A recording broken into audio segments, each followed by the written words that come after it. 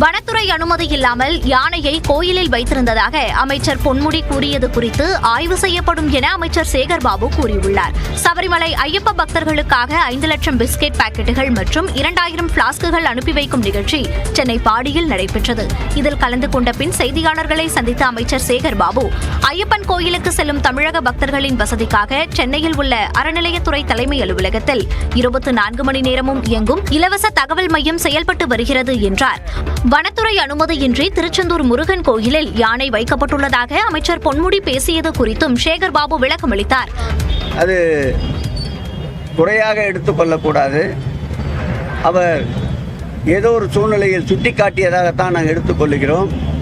அவர் சொல்லிய அந்த கருத்துக்கேற்ப திருக்கோயிலில் முழுவதுமாக அங்கே இருக்கின்ற சூழ்நிலையும் அந்த யானை இறந்த சூழ்நிலையையும் ஆராய்ந்து அவர் சொல்லியபடி ஏதாவது குறைகள் இருந்தால் நிச்சயமாக அவைகள் நிவர்த்தி செய்யப்படும்.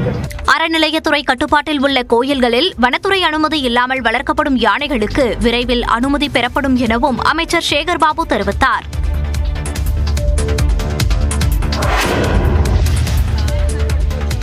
சேலத்தில் கல்லூரி மாணவர் ஓட்டிச் சென்ற கார் வாய்க்காலில் கவிழ்ந்து நீரில் மூழ்கிய சம்பவம் பரபரப்பை ஏற்படுத்தியுள்ளது. சேலம் மாவட்டம் சங்ககிரி வட்டாரத்திற்கு உட்பட்ட சாமியம்பாளையம் பகுதியைச் சேர்ந்த மேகவர்ணன் என்பவர் அப்பகுதியில் உள்ள தனியார் கல்லூரியில் பயின்று வருகிறார். இந்நிலையில் மேகவர்ணன் தனது தந்தையின் காரை ஓட்டி பழகுவதற்காக காரை எடுத்துச் சென்றுள்ளார். அப்போது சாமியம்பாளையம் நீர்ப்பாசன வாய்க்கால் அருகே சென்றபோது எதிர்பாராத விதமாக கட்டுப்பாட்டை இழந்த கார் வாய்க்காலில் கவிழ்ந்து விபத்துக்குள்ளானது. இதனை கண்ட அப்பகுதி மக்கள் வாய்க்காலில் இறங்கி காரில் சிக்கிய கல்லூரி மாணவர் மேகவர்ணனை பத்திரமாக மீட்டனர். இதையடுத்து நீர்ப்பாசன வாய்க்காலில் சிக்கிய கார் கிரேன் மூலம் மீட்கப்பட்டது.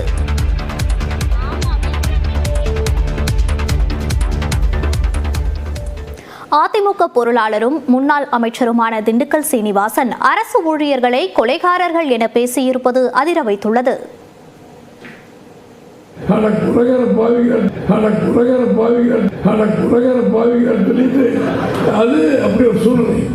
அதிமுக முன்னாள் அமைச்சரான திண்டுக்கல் சீனிவாசன் அரசு ஊழியர்களையும் ஆசிரியர்களையும் தான் இப்படி கொலைகார பாவிகள் என எல்லல் தொனியோடு பேசியுள்ளார். தஞ்சை மாவட்டம் மேலவஸ்தாச்சாவடி பகுதியில் உள்ள திருமண அரங்கில் அதிமுக மத்திய மாவட்ட கள ஆய்வு கூட்டம் நடைபெற்றது. இதில் அதிமுக முன்னாள் அமைச்சர்கள் திண்டுக்கல் சீனிவாசன், தங்கமணி, காமராஜ் ஆகியோர் கலந்து கொண்டனர்.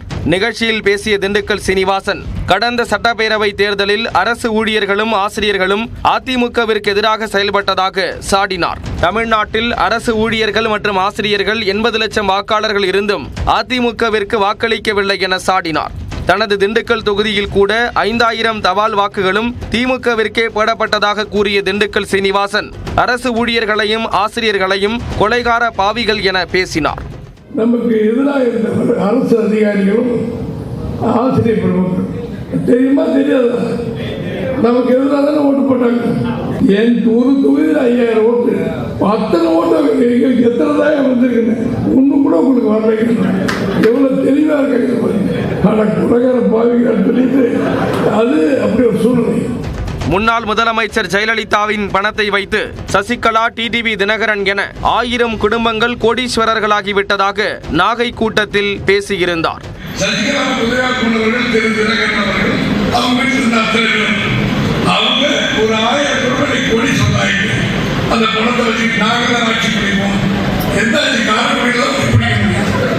கூட்டணிக்கு வர அரசியல் கட்சிகள் 50 கோடி 100 கோடி என பணம் கேட்பதாக கூறியிருந்தார்.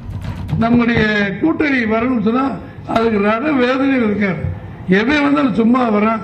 220 சீட்டு கொடுங்க, ஒரு 50 கோடி கையில கொடுத்துருங்க, 100 கோடி கொடுங்க, விலை நெல்லு அரிசி விற்கிற மாதிரி பேசுறாங்க.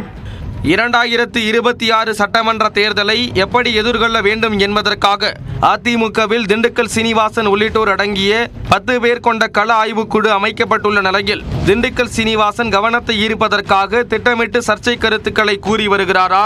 அவரது பேச்சு கவனம் ஈர்க்குமா அல்லது கட்சிக்குள்ளேயே கலக்கத்தை ஏற்படுத்துமா என்பதை பொறுத்திருந்தே பார்க்க வேண்டும்.